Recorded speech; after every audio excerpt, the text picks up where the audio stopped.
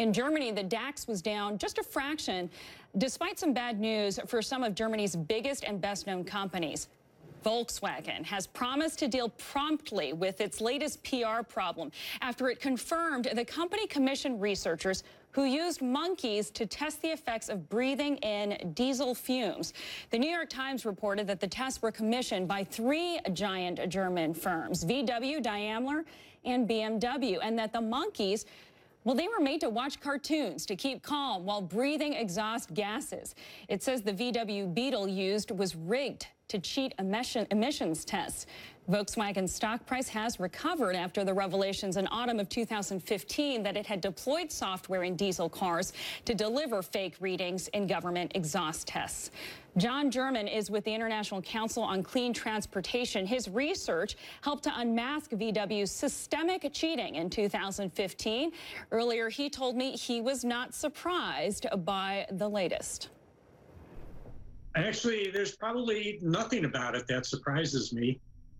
Certainly, there has been a lot of contention about how large the impact of vehicle pollutants are on public health. Very little dispute that there is an impact, but the scope of it, there's been a lot of research over time, and I don't think this was necessarily atypical research.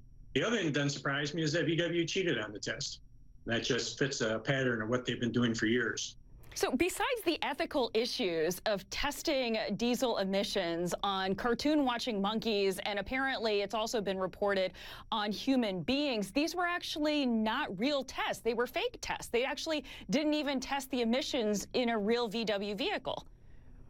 Yeah, that's exactly correct. When these VW vehicles are run in the real world, their emissions are 10 to 40 times higher than they are under the conditions in which the monkeys were subjected to.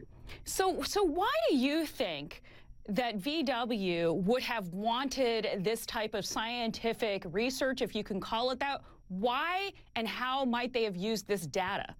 Well, there were studies as far back as 2011 in Europe showing that diesels in the real world had high emissions.